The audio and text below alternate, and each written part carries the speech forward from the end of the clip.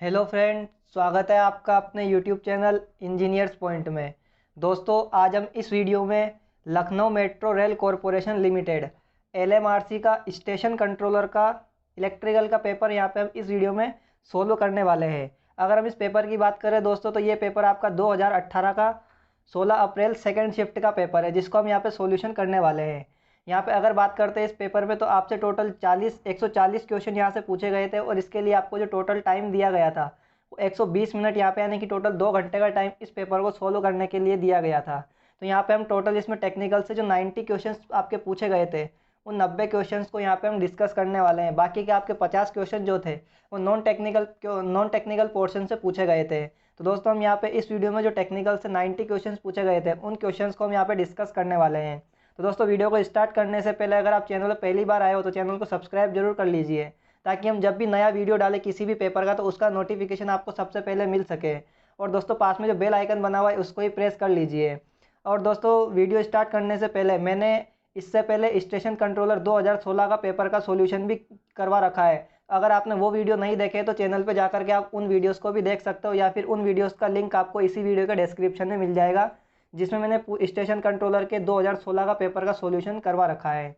दोस्तों, अगर आप इस पेपर का पीडीएफ डाउनलोड करना चाहते हो तो आपको उसका लिंक भी इसी वीडियो के डिस्क्रिप्शन में मिल जाएगा, तो वहाँ पे जाकर के आप इस पेपर का पीडीएफ डाउनलोड कर सकते हो। तो चलिए दोस्तों, अब हम इस वीडियो को स्टार्ट करते हैं। यहाँ पे हमारा पहला क्वेश्चन आता है यहाँ पे, अब 35 volt source is connected to a series circuit at 600 ohm and R ohm. यहाँ से आपको एक 35 वोल्ट का सोर्स जो है वो 600 ओम और आर ओम के सीरीज के साथ में कनेक्टेड है। If a voltmeter at internal resistance of 1.2 kilo ohm is connected across 600 ohm resistor. अब क्या आपका है कि एक 600 ओम का रसिस्टर के अक्रॉस एक आपका वोल्ट मीटर कनेक्ट किया हुआ है, जिसका इंटरनल रसिस्टेंस 1.2 किलो ओम है, और जो आपका एमीटर रीड कर रहा है, सॉरी, आपका वोल्ट मीटर जो रीड कर रहा है वो 5 वोल्ट यहाँ पे रीड कर रहा है। तो आपको जो अननोन रेजिस्टेंस आर है उसकी वैल्यू को फाइंड आउट करना है। तो यहाँ से अब आपको इसका सॉल्यूशन कैसे करते हैं वो देखते हैं। तो सबसे पहले यहाँ पे मैं आपको इसका सर्किट डायग्राम बना के बता देता हूँ कि आपको सर्किट डायग्राम कैसे बनाना है, उसके बाद सॉल्यूशन आप इसका ईजिली कर पाओगे। तो सबसे पहले क्वेश्चन के अकॉर्डिंग आपको क्या गिवन है, यहाँ पे एक 35 वोल्ट का यहाँ पे आपको एक वोल्टेज सोर्स गिवन है। इस 35 वोल्ट के साथ में आपके क्या है, एक सीरीज में एक 600 ओम का रसिस्टेंस कनेक्टेड है, और आपका एक आर ओम का रेजिस्टेंस कनेक्टेड है। तो यहाँ पे आपका 600 ओम का रेजिस्टेंस हो गया, और यहाँ पे आपका आर ओम का रेजिस्टेंस कनेक्ट हो गया। और यहाँ से आपको जो क्वेश्चन में बोला हुआ है कि आपका 600 ओम का जो रेजिस्टेंस है, इसके अक्रॉस में क्या है, आपका एक 5 वोल्ट का एक वोल्ट मीटर कनेक्टेड है। तो यहाँ पे आपका इस प्रकार जो है आपका एक 5 वोल्ट का एक वोल्ट मीटर कनेक्टेड है, और इसका इंटरनल रेजिस्टेंस कितना है, 1.2 किलो ओम इसका इंटरनल रेजिस्टेंस है। तो यहाँ से आपको क्या करना है, इस आर की वैल्यू को फाइंड आउट करना है। तो सबसे पहले आपको इसको क्वेश्चन को सोल्व करने के लिए अब आपको क्या करना है, सबसे पहले फर्स्ट ऑफ ऑल यहाँ से आपको यहाँ पे इस ब्रांच में क्या करनी है, करंट को निकाल लेना है। इसमें आपको करंट को कैसे निकालना है, तो आपको आई बराबर क्या होता है आपका वी बाई आर। तो यहाँ पे आपका वोल्टेज कितना है, 5 वोल्ट, और रेजिस्टेंस कितना है, 1.2 किलो ओम। जब आप इसको सॉल्यूशन करोगे तो आपको इस ब्रांच में जो करंट आएगी वो करंट कितनी मिल जाएगी, आपको 4.1 मिली एम्पियर में आपको ये करंट यहाँ पे इस ब्रांच में मिल जाएगी। इसी प्रकार आपको क्या करना है यहाँ पे, अब क्या है कि आपका ये जो 5 वोल्ट का जो सोर्स है, ये आपका 5 वोल्ट, आपको पता है कि वोल्टेज पैरेलल में सेम होता है, तो आपका 5 वोल्ट सीधा इस 600 ओम के अक्रॉस भी कनेक्टेड है। तो यहाँ से आपको इस 600 ओम में करंट निकाल लेनी है। तो यहाँ पे आपकी जो करंट आएगी, तो यहाँ पे भी आपको करंट निकालनी है। तो करंट का फॉर्मूला आपको क्या लगाना है, वही लगाना है, आई बराबर वी बटा आर। तो आपका वोल्टेज कितना है, 5 वोल्ट, और रेसिस्टेंस कितना है, 600 ओम। तो यहाँ से आपकी जो करंट निकल के आएगी वो कितनी आएगी, आपकी 8.3 मिली एम्पियर। 8.3 मिली एम्पियर यहाँ से आपको इस 600 ओम में करंट आ जाएगी। तो यहाँ से आपको अब टोटल सप्लाई करंट को निकाल लेना है। तो अगर हम सप्लाई करंट की बात करें तो इन दोनों करंट का जो सम होगा 4.1 मिली एम्पियर, और आपका इसमें जो 8.3 मिली एम्पियर आ रही, इन दोनों का सम ही तो आपका टोटल यहाँ से आ रहा होगा।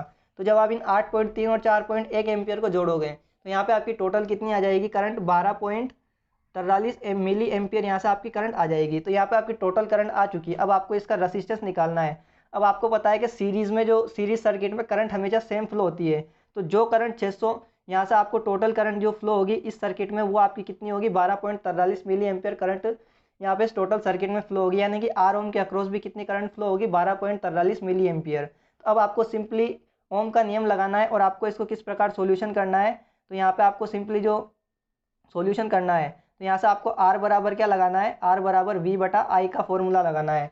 तो आपको वोल्टेज कितना गिवन है, 35 यहाँ पे आपको वोल्टेज गिवन है, और आपने जो करंट निकाली है वो करंट कितनी निकाली है, 12.43 मिली एम्पियर यहाँ पे आपने करंट निकाली है, ये आपका मिली एम्पियर में है। तो जब आप इसको सॉल्यूशन करोगे तो आपको जो रसिस्टेंस की वैल्यू मिलेगी आर बराबर, तो ये आपको आर बराबर जो मिल जाएगा वो कितना मिल जाएगा, 2.4 किलो ओम आपको यहाँ पे इसका सही आंसर मिल जाएगा। यानी कि आप देख सकते हो आपका ऑप्शन नंबर यहाँ पे, ऑप्शन नंबर आपका सेकंड यहाँ पे इस क्वेश्चन का सही आंसर होगा। अब चलते हैं दोस्तों हम नेक्स्ट क्वेश्चन पे, जो कि हमारा क्वेश्चन नंबर सेकंड। यहाँ पे आपका क्वेश्चन नंबर फर्स्ट था वो थोड़ा लेंथी क्वेश्चन था, तो आपको इसको इजीली सोल्व कर लेना है, लेकिन सोल्व हो जाएगा। अब चलेंगे हम नेक्स्ट क्वेश्चन पे। तो क्वेश्चन नंबर सेकंड है हमारा, a certain current the energy stored in iron core is 1000 joule and it's copper losses is 2000 vote, the time constant is. तो यहाँ से आपको एक आयरन की कोर है, उसमें जो एनर्जी स्टोर्ड है वो गिवन है आपको 1000 जूल, और यहाँ पे आपको जो कॉपर लॉसेस दिए हुए हैं वो दिए आपको 2000 वोट। यहाँ पे आपको कॉपर लॉसेस गिवन है। तो यहाँ से आपको क्या करना है, टाइम कांस्टेंट निकालना है। तो आपको पता है कि टाइम कांस्टेंट का जो फॉर्मूला होता है टो बराबर होता है L/R, ये फॉर्मूला आपको पता होगा। सिंपली आपको अब इससे टाइम कांस्टेंट कैसे निकालना है तो वो अब हम देखते हैं। तो यहाँ से सबसे पहले आपको फॉर्मूला पता होगा कि जो एनर्जी स्टोर्ड होती है इंडक्टर के अक्रॉस, तो उसका फॉर्मूला होता है एनर्जी का E बराबर होता है हमारा 1/2 Li²। ये आपका इंडक्टर के अक्रॉस एनर्जी स्टोरेज का फॉर्मूला होता है। तो आपको यहाँ पे एनर्जी कितनी गिवन है, 1000 जूल। तो यहाँ से लिख सकते हैं हम 1000 बराबर 1/2 Li²। तो ये अब हम दो को इधर भेज देंगे तो ये बन जाएगा हमारा 2000 Li²। तो ये होगी आपकी इक्वेशन नंबर फर्स्ट। आपको इस इक्वेशन को याद रखना है। तो हम यहाँ पे इस इक्वेशन को लिख लेते हैं 2000 बराबर Li²। ये आपकी थी इक्वेशन नंबर फर्स्ट। इसी प्रकार अब आपको क्या दिया हुआ है, कॉपर लॉसेस दिए। तो आपको पता है कॉपर लॉसेस हमारे क्या होते हैं, P बराबर I²R। ये हमारे क्या होते हैं, कॉपर लॉसेस होते हैं। आपको कॉपर लॉसेस कितने गिवन है, 2000। तो 2000 बराबर I²R। तो ये आपको कॉपर लॉसेस गिवन है, तो ये हो जाएगी आपकी इक्वेशन नंबर 2। अब आपको क्या करना है, इक्वेशन नंबर 1 में आपको भाग दे देना है इक्वेशन नंबर 2 का। तो जब हम इक्वेशन नंबर 2 में इक्वेशन नंबर 1 में इक्वेशन नंबर 2 का भाग देंगे तो आपको किस तरह से भाग देना है, तो यहाँ पे आप देखना। तो जैसे यहाँ पे आपका ये हो जाएगी हमारी 2000 अपॉन 2000 बराबर Li² अपॉन I²R। तो यहाँ से आपका I² से I² कट जाएगा, तो यहाँ पे आपका क्या बचेगा, L/R। और आपको पता है L/R क्या होता है, टाइम कांस्टेंट होता है टो। और आपका 2000 से 2000 कट जाएगा तो इधर बच जाएगा आपका 1।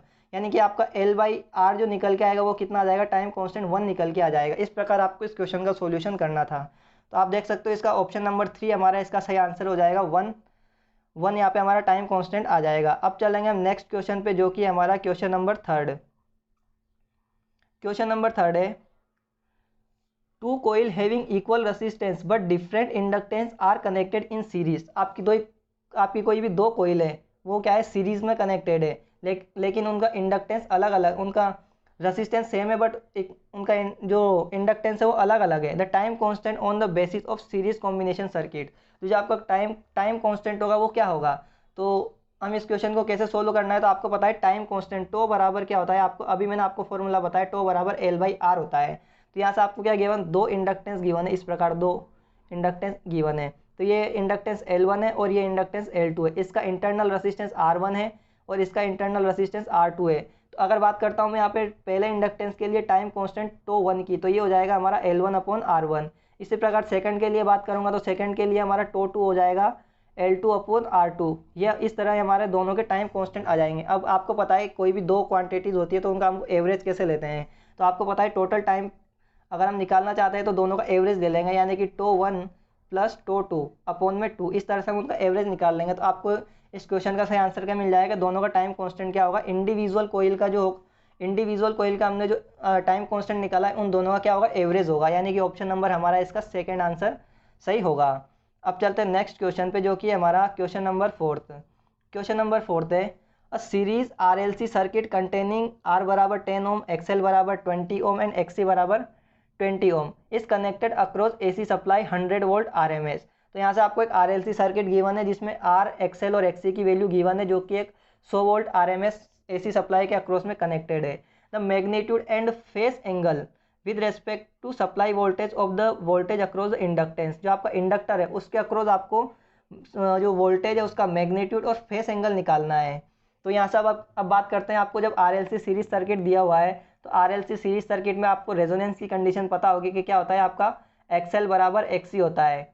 यहाँ क्वेश्चन में आपको एक्सएल बराबर एक्सी भी गिवन है, तो एक्सएल बराबर एक्सी जब होगा आपका, तो उस कंडीशन में अब आपको क्या पता है कि सिंपली एक्सएल बराबर एक्सी हो जाएगा। तो यहाँ से आपको करंट बराबर क्या होती है, आई बराबर वी बटा आर। आपको वोल्टेज कितना गिवन है, 100 वोल्ट आरएमएस, और रेसिस्टेंस कितना गिवन है क्वेश्चन में, 10 ओम। तो यहाँ से आपको करंट कितनी मिल जाएगी, आपको करंट मिल जाएगी 10 एम्पियर, यहाँ से हमको करंट मिल जाएगी।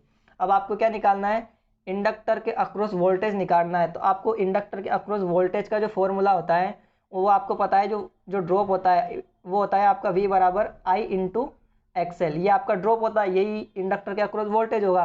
तो हमने करंट को यहाँ पे कैलकुलेट कर लिया, तो करंट हमारी कितनी है 10 एम्पियर, और आपको क्वेश्चन में एक्सएल कितना गिवन है 200, सॉरी 20, यहाँ पे आपको एक्सएल क्वेश्चन में गिवन है। तो आपको इंडक्टर के अक्रॉस जो वोल्टेज मिलेगा ये मिल जाएगा आपको 200 वोल्ट, और आपको फेस एंगल जो मिलेगा, इंडक्टर में फेस एंगल कितना बनता है 90 डिग्री। तो आपको इस क्वेश्चन का सही आंसर क्या मिल जाएगा, 200 वोल्ट और 90 डिग्री, यानी कि ऑप्शन नंबर 4 हमारा इस क्वेश्चन का सही आंसर होगा।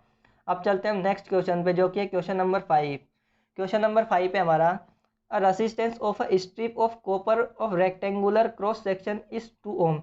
यहाँ पे आपको एक जो कॉपर की स्ट्रिप है रेक्टेंगुलर शेप में, उसका रेसिस्टेंस है 2 ohm. A metal resistivity twice that of copper is coated on its upper surface to a thickness equal to that of copper strip. तो अब क्या किया आपने कि एक अलग से दूसरी जो आपका इसकी डबल रेसिस्टिविटी का हमने क्या कर दिया, इसके ऊपर एक, इसकी सरफेस पे एक नई रेसिस्टिविटी की मेटल को कोटेड कर दिया, यानी कि उसके ऊपर हमने लेपित कर दिया, कोटिंग कर दी उसके ऊपर। तो उसके बाद जो नया रेसिस्टेंस आएगा, दोनों का कंबाइन रेसिस्टेंस होगा, वो कितना होगा, तो वो आपको कैलकुलेट करना है। तो अब यहाँ पे बात करते हैं तो हम कैसे एक सॉल्यूशन करेंगे। तो यहाँ पे ये आप देख सकते हो, इस प्रकार आपको क्या एक रेक्टेंगुलर यहाँ पे क्रॉस सेक्शन की स्ट्रिप दी हुई है। इसका आपको जो रेसिस्टेंस गिवन है वो आपको दिया हुआ है कितना, R1 जो दिया हुआ है फर्स्ट कंडीशन में, ये दिया हुआ है आपको 2 ओम। अब आपने क्या किया कि इसके ऊपर एक डबल रेसिस्टिविटी की, यानी कि डबल रेसिस्टिविटी का हमने इसके ऊपर कोटिंग कर दी। तो जब हम इसमें कोटिंग करेंगे तो इसी प्रकार हम इसमें कोटिंग करेंगे ऊपर और नीचे से, यानी कि हम इसी प्रकार इसमें सभी जगह से क्या करेंगे, कोटिंग करेंगे, यानी कि इसकी डबल थिकनेस की। यानी कि अब उस टाइम का जो हमारा, आप देख सकते हो यहाँ पे आपको ट्वाइस दिया हुआ है, तो उसकी रेसिस्टिविटी कितनी है, R2 बराबर 2 इंटू R1, यानी कि ये डबल हो गया, यानी कि R2 की वैल्यू कितनी हो जाएगी हमारी 4। अब आपको जो नया रेसिस्टेंस आएगा वो बताना है। तो अब आप देख सकते हो कि हमारा फर्स्ट कंडीशन में रेसिस्टेंस 2 ओम था और सेकंड कंडीशन में 4 ओम है। तो ये दोनों आपको किस तरह दिख रहे हैं, दोनों पैरेलल में दिख रहे हैं। तो आपको इन दोनों का पैरेलल कॉम्बिनेशन सॉल्व करना है। तो जब R इक्विवेलेंट निकालेंगे, दोनों पैरेलल में है, तो आपको पता है जो R1 R2 यानी कि दोनों का मल्टीप्लाई हो जाएगा 2 इंटू 4 अपन दोनों का सम 2 प्लस 4, तो ये हो जाएगा आपका 8/6, यानी कि ये हो जाएगा हमारा 4/3, यानी कि ऑप्शन नंबर हमारा यहाँ पे सेकेंड आंसर सही होगा इस क्वेश्चन का।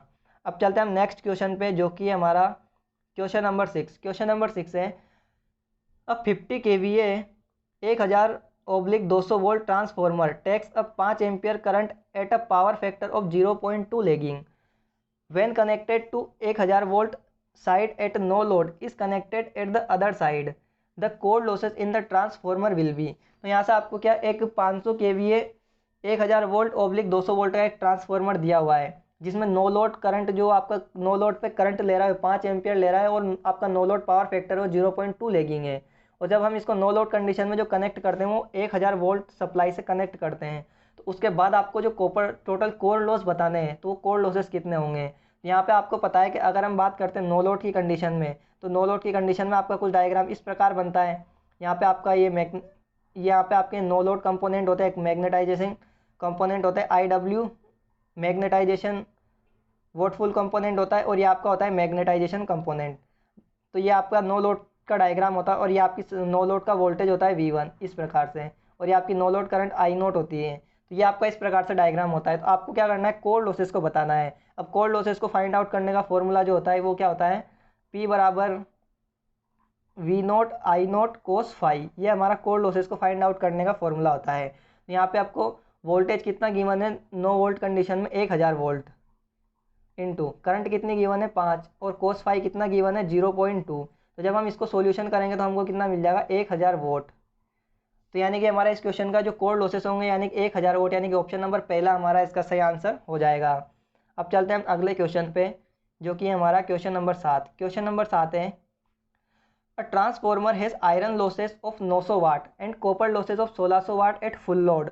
आपको एक ट्रांसफॉर्मर गिवन है जिसमें आयरन लॉसेस 900 वोट है और कॉपर लॉसेस है 1600 वोट, ये आपके फुल लोड पे दिए हुए हैं। What percent of load will be what percent of load will the efficiency be maximum. तो यहाँ पे आपको मैक्सिमम एफिशिएंसी कंडीशन में जो लोड कनेक्ट होगा वो कितना कनेक्ट होगा, तो आपको सिंपली इसमें जो लोड रेशियो आपका एम बराबर जो होता है वो होता है under root iron losses plus copper losses, ये आपका फॉर्मूला होता है। तो यहाँ पे आपको लोड रेशियो एम की वैल्यू निकालनी है। तो आयरन लॉसेस आपको कितने गिवन है फुल लोड पे, आयरन लॉसेस गिवन है 900 और कॉपर लॉसेस गिवन है आपको 1600। तो जब हम इसको सोल्व करेंगे तो यहाँ पे 2 जीरो से 2 जीरो, अंडर रूट में 9/16 यानी कि अंडर रूट से बाहर आएंगे तो 3/4, यानी कि 3/4 का मतलब होता है हमारा 75%। तो हमारा कितना लोड कनेक्ट होगा, 75% यहाँ पे हमारा लोड कनेक्ट होगा, यानी कि लोड रेशियो कितना आ जाएगा 75%, यानी कि ऑप्शन नंबर 3 हमारा इस क्वेश्चन का सही आंसर हो जाएगा। अब चलेंगे अगले क्वेश्चन पे। अगला क्वेश्चन है a transformer is working at full load with maximum efficiency. आपका कोई ट्रांसफॉर्मर है जो फुल लोड पर मैक्सिमम एफिशिएंसी पे वर्क कर रहा है। It's iron losses is 1000 vote और उसके आयरन लॉसेस 1000 वोट हैं। Vote will B it's copper losses at half load. तो हाफ लोड पे कॉपर लॉसेस कितने होंगे। तो जब आपको पता है कोई ट्रांसफॉर्मर अगर मैक्सिमम एफिशिएंसी पे रन कर रहा होता है, मैक्सिमम जब एफिशिएंसी पे वर्क करता है तो उसमें क्या होते हैं, आयरन लॉसेस जो होते हैं आपके बराबर होते हैं कॉपर लॉसेस के। ये आपको मैक्सिमम कंडीशन में पता है। और आपको ये जो आयरन लॉसेस गिवन है आपको फुल लोड पे दिए हुए हैं। तो यानी कि जितने आपके आयरन लॉसेस कितने गिवन है 1000 वोट, जितने आपके आयरन लॉसेस होंगे उतने ही आपके कॉपर लॉसेस भी होंगे, यानी कि 1000 वोट ही आपके क्या हो जाएंगे, कॉपर लॉसेस हो जाएंगे फुल लोड पे। ये आपको गिवन है किस पे, फुल लोड पे। अब आपको निकालना है हाफ लोड पे कॉपर लॉसेस कैलकुलेट करने हैं। तो आपको हाफ लोड पे जब कॉपर लॉसेस कैलकुलेट करेंगे तो इसका फॉर्मूला होता है पीसी एट हाफ लोड 1/2। यहाँ पे होता है आपका एम, यानी कि 1/2 का स्क्वायर इंटू फुल लोड पे कितने गिवन है हमको 1000। तो जब हम इसको सॉल्व करेंगे तो 1/4 में जब हम भाग देंगे 1000 में तो हमको कितना मिल जाएगा, ये मिल जाएगा हमको 250 वोट। यानी कि हमारा जो हाफ लोड पे जो कॉपर लॉसेस होंगे ये होंगे हमारे 250 वोट, यानी कि ऑप्शन नंबर 2 हमारा इस क्वेश्चन का सही आंसर होगा। अब चलेंगे नेक्स्ट क्वेश्चन पे जो कि है हमारा question number 9।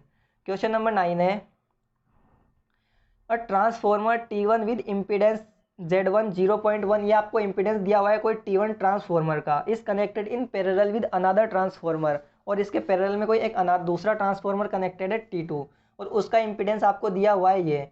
The ratio of load shared by them.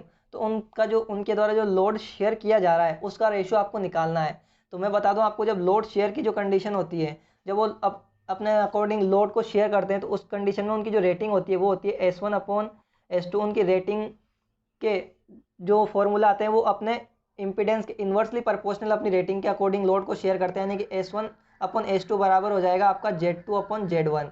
इस फॉर्मूले के अकॉर्डिंग वो क्या करते हैं, अपने लोड को शेयर करते हैं। तो यहाँ से आपको Z1 और Z2 की वैल्यू कैलकुलेट करनी है, जो कि आपको नॉर्मली क्वेश्चन में गिवन है Z1 और Z2 की, और इन्हीं का आपको रेशो लेना है। तो आपको फॉर्मूला मैंने बता दिया। तो अब आपको क्या करना है, सिंपली T1 ट्रांसफॉर्मर के अक्रॉस आपको क्या कैलकुलेट करना है, Z1 के लिए आपको क्या करना है 0.1 का स्क्वायर प्लस 0.4 का स्क्वायर।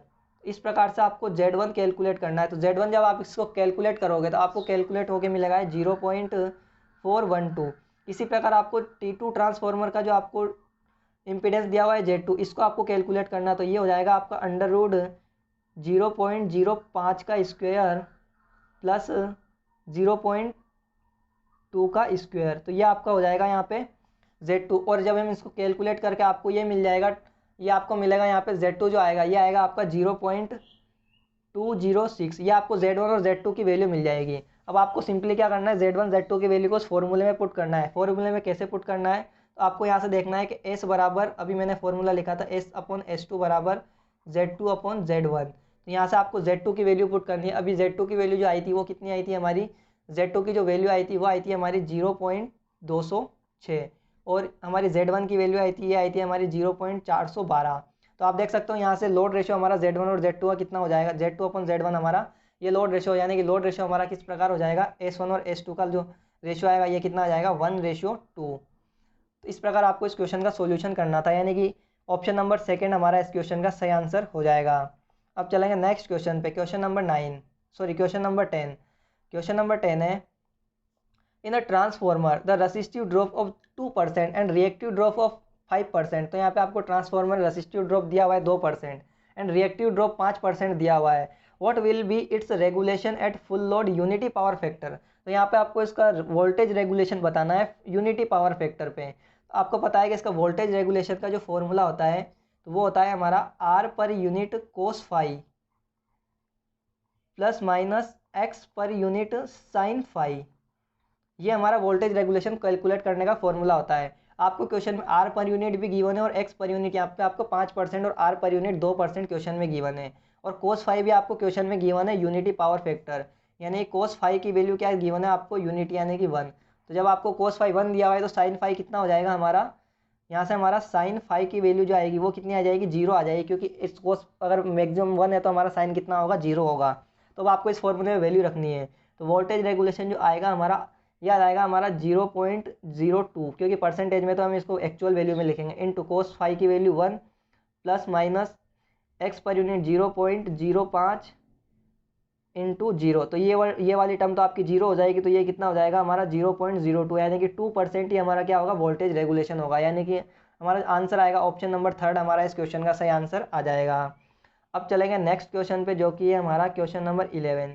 क्वेश्चन नंबर 11 है, in case of single phase resistance split face motor the phase shift between current in 2 winding is around. तो यहाँ से आपको single phase resistance split face motor की बात की गई है।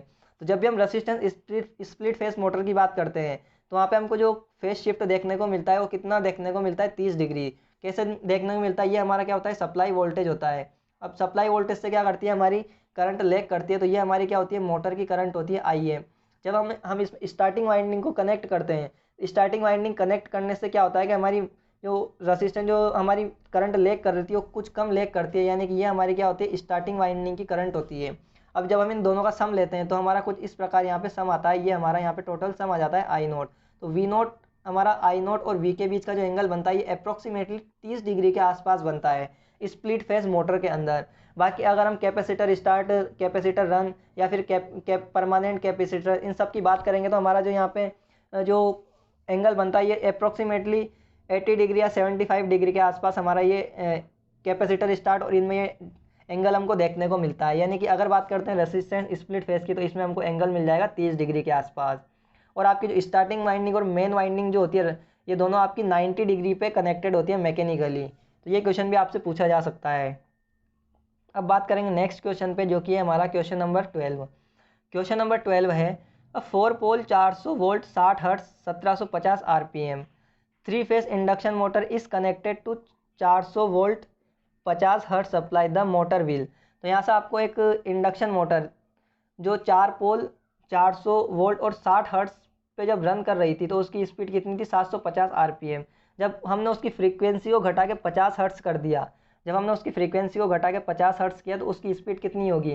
तो आपको नॉर्मली फॉर्मूला पता है, एन एस बराबर हमारा फॉर्मूला क्या होता है, 120f/p। तो नॉर्मल सी बात है, जब हमने फ्रीक्वेंसी को कम कर देंगे तो उसकी स्पीड भी जो जिस टाइम पे वो 60 हर्ट्ज पे रन कर रही थी उससे कम ही हो जाएगी, क्योंकि फ्रीक्वेंसी कम होने से हमारी स्पीड भी कम हो जाएगी। तो हमारी runs at speed less than 1750 RPM. तो ये हमारा इस क्वेश्चन का सही आंसर हो जाएगा। अब चलेंगे नेक्स्ट क्वेश्चन पे, जो कि है हमारा क्वेश्चन नंबर 14। क्वेश्चन नंबर 14 है हमारा, for a single phase capacitor start induction motor. यहाँ से आपको अब capacitor start induction motor given है, which of the following statement is valid. कौन सा कथन यहाँ पे कैपेसिटर स्टार्ट इंडक्शन मोटर के लिए सही है। तो option A, direction of rotation can be change by interchanging supply terminal. Supply terminal को चेंज करके हम कभी भी किसी भी मोटर की डायरेक्शन को चेंज नहीं कर सकते हैं। ऑप्शन बी है, the direction of rotation can be change, क्या उसकी डायरेक्शन घूमने की दिशा को चेंज नहीं किया जा सकता। ये तो आपका गलत क्या, हम क्योंकि उसकी घूमने की दिशा चेंज कर सकते हैं अगर हम उसके स्टार्टिंग वाइंडिंग के जो टर्मिनल्स हैं उसको चेंज कर दें। या फिर ये कह रहा है, the direction of rotation can be change by reversing the main winding terminal. तो ये ऑप्शन आपका सही हो जाएगा। जब हम या तो मेन वाइंडिंग के या स्टार्टिंग वाइंडिंग के जब हम टर्मिनल्स को चेंज कर देंगे तो हम उसके घूमने की डायरेक्शन को चेंज कर सकते हैं। यानी कि ऑप्शन नंबर 3 हमारा ये यहाँ पे सही आंसर हो जाएगा। लेकिन सप्लाई वोल्टेज के अगर टर्मिनल चेंज कर देंगे तो किसी भी मोटर की घूमने की दिशा चेंज नहीं होती है, ये आपको ध्यान रखना है। अब चलेंगे नेक्स्ट क्वेश्चन पे, क्वेश्चन नंबर 15 है अंडर नो लोड कंडीशन। तो यहाँ से आपको नो लोड की कंडीशन गिवन है। If the applied voltage of 3 phase induction motor is reduce from rated voltage to half the rated value. तो यहाँ पे आपको कोई नो लोड की कंडीशन में कोई इंडक्शन मोटर है, तो उसका जब जो वोल्टेज है वो रेटेड वोल्टेज से उसके वोल्टेज को हमने हाफ तक कम कर दिया, यानी कि जो हमारा रेटेड वोल्टेज का उसको हमने आधा कर दिया। तो जब हम वोल्टेज को आधा करेंगे तो उसकी स्पीड और उसकी जो स्टेटर में करंट है वो दोनों क्या हो जाएगी, डिक्रीज हो जाएगी। तो दोनों डिक्रीज होगी, तो हमारा ऑप्शन नंबर सेकंड हमारा इस क्वेश्चन का सही आंसर हो जाएगा। अब चलेंगे नेक्स्ट क्वेश्चन पे। तो अगला क्वेश्चन है the percentage voltage regulation of an ideal transformer. तो आपका आइडियल ट्रांसफॉर्मर होता है, उसका परसेंटेज वोल्टेज रेगुलेशन होता है वो कितना होता है। तो मैंने अभी आपको कुछ 2-3 क्वेश्चन पहले ही वोल्टेज रेगुलेशन का फॉर्मूला लिख करके बताया था कि वोल्टेज रेगुलेशन का फॉर्मूला क्या होता है। तो अगर हम आइडियल ट्रांसफॉर्मर की बात करें या आइडियली कंडीशन की बात करें, तो हमारा जितना कम वोल्टेज रेगुलेशन होगा उतना ही हमारे लिए अच्छा है, क्योंकि वोल्टेज रेगुलेशन आपका क्या होता है कि जितना हम सेंडिंग एंड से जितना वोल्टेज सेंड करेंगे, तो जितना ज़्यादा वोल्टेज रेगुलेशन होगा उतना ही ज़्यादा हमारा क्या हो जाएगा, ड्रॉप हो जाएगा लाइन में लॉसेस के रूप में। लेकिन जितना कम हमारा लॉसेस होगा उतना ही हमारा क्या, जितना कम ड्रॉप होगा उतना ही हमारा क्या वोल्टेज रेगुलेशन कम होगा, तो उतना ही हमारे लाइन में ड्रॉप कम होंगे, उतना ही लाइन में ड्रॉप कम होंगे तो हमको आउटपुट जो वोल्टेज मिलेगा वो ज़्यादा मिलेगी। तो जब हम आइडियल कंडीशन की बात करते हैं तो वोल्टेज रेगुलेशन हमारा जब जीरो होगा, तो हम जितना सेंडिंग एंड से पावर को सेंड करेंगे उतनी ही हमको रिसीविंग एंड पे पावर मिल जाएगी। तो हमारा आइडियल कंडीशन में जो वोल्टेज रेगुलेशन होना चाहिए वो कितना, जीरो होना चाहिए, यानी कि ऑप्शन नंबर फर्स्ट हमारा यहाँ पे सही आंसर हो जाएगा। अब चलेंगे नेक्स्ट क्वेश्चन पे, जो कि है हमारा क्वेश्चन नंबर 17। क्वेश्चन नंबर 17 है on load on 3 phase synchronous motor running on full load unity power factor. तो आपका कोई सिंक्रोनस मोटर है जो कि यूनिटी पावर फैक्टर पे फुल लोड पे रन कर रहे हैं। It reduce to half load, अब उसको हमने आधे लोड पे कर दिया। Its field current held constant, और हमने इसकी फील्ड करंट को क्या किया, कांस्टेंट बनाए रखा। What will be the new power factor, तो उसका नया पावर फैक्टर क्या होगा। तो अगर मैं यहाँ पे आपको इस क्वेश्चन को फेजर डायग्राम से समझाने की कोशिश करता हूँ, तो ये हमारा होता है सप्लाई वोल्टेज, ये होता है हमारा सप्लाई वोल्टेज, और सप्लाई वोल्टेज से ये यहाँ पे इस तरह से आपका होता है फील्ड एक्साइटेशन वोल्टेज EF होता है। और जब हम इस तरफ जाते हैं तो हमारा क्या होता है, लोड, इस तरफ जाते हैं तो हमारा लोड डिक्रीज होता है, और जब हम इस तरफ जाते हैं तो हमारा क्या होता है, लोड इंक्रीज होता है। और यहाँ पे ये हमारा होता है एक्सिस ऑफ पावर फैक्टर, यानी axis of armature current IA का एक्सिस होता है। तो जब हम ऊपर की तरफ जाएंगे, ऊपर की तरफ जब जाएंगे तो ये होता है हमारा लीडिंग पावर फैक्टर की ओर ये हमारा जाता है, और नीचे अगर हमारा एक्सिस आएगा तो ये हमारा लेगिंग को दर्शाएगा, लेगिंग पावर फैक्टर को दर्शाएगा। अब हमसे क्वेश्चन कह रहा है कि जब हमने फुल लोड पे रन करवा रहे थे तो उसका पावर फैक्टर यूनिटी था, यानी कि आपका यहाँ पे पावर फैक्टर था, इस जगह पे था, ये आपका पावर फैक्टर था। जब हमने लोड को डिक्रीज़ किया, तो जब हम लोड को डिक्रीज़ करेंगे तो इस साइड मूव करेंगे, इस साइड मूव करेंगे। जब हम इस साइड मूव करेंगे तो आपका जो एक्सिस ऑफ IA है ये आपका ऊपर की तरफ शिफ्ट होगा। जब ये ऊपर की तरफ शिफ्ट होगा तो हमारा जो पावर फैक्टर आएगा वो क्या आएगा, लीडिंग आएगा, यानी कि leading.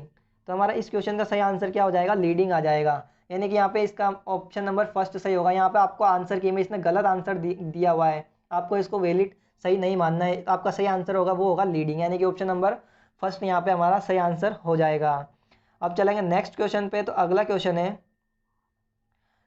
Which of the following protected by Buchholz relay. तो आपका बकोज रिले के द्वारा किसकी प्रोटेक्शन की जाती है। तो बकोज रिले आपको पता है ट्रांसफॉर्मर की प्रोटेक्शन हम किसके लिए करते, बकोज रिले का यूज़ हम ट्रांसफॉर्मर की प्रोटेक्शन के लिए करते हैं। और ये आपका कहाँ कनेक्ट होती है, ट्रांसफॉर्मर के और कंजर्वेटर टैंक के बीच में कनेक्ट होती है बकोज रिले, और आपकी क्या होती है, गैस ऑपरेटेड रिले होती है।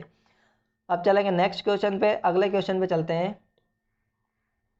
अगला क्वेश्चन है हमारा क्वेश्चन नंबर 19।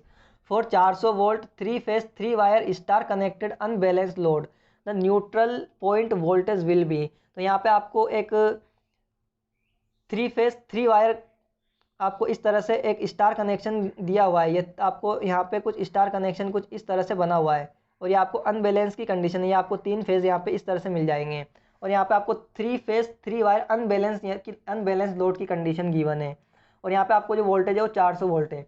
जब हमको अनबैलेंस लोड की कंडीशन दी हुई है, तो जब अनबैलेंस लोड की बात करेंगे, तो जब भी हम अनबैलेंस लोड की बात करते हैं तो अनबैलेंस की कंडीशन में हमारे क्या होते हैं कि तीनों फेजेस में अनइक्वल करंट फ्लो होगी, यानी कि इक्वल मैग्नीट्यूड की करंट फ्लो नहीं होगी। जब इक्वल मैग्नीट्यूड की करंट फ्लो नहीं होगी तो हमारे जो न्यूट्रल वायर है अनबैलेंस की कंडीशन में, उसमें भी कुछ ना कुछ ये हमारा न्यूट्रल पॉइंट होता है जो कि ग्राउंड होता है, इसमें भी कुछ ना कुछ करंट फ्लो करेगी, न्यूट्रल में करंट फ्लो करेगी। जब इस न्यूट्रल में करंट फ्लो करेगी तो उस करंट के कारण कुछ ना कुछ पोटेंशियल ड्रॉप तो होगा हमारा। तो वो पोटेंशियल ड्रॉप हमारा क्या होगा, उस नेग्लेजिबल जो हमारी बहुत कम करंट है जो अनबैलेंस लोड के कारण फ्लो हो रही है, उसके कारण बहुत कम पोटेंशियल ड्रॉप होगा। तो उसी पोटेंशियल ड्रॉप जो होगा वो हमारा कितना होगा, लगभग 200 वोल्ट के आसपास, यहाँ 20 वोल्ट के आसपास यहाँ पे हमारा ड्रॉप होगा।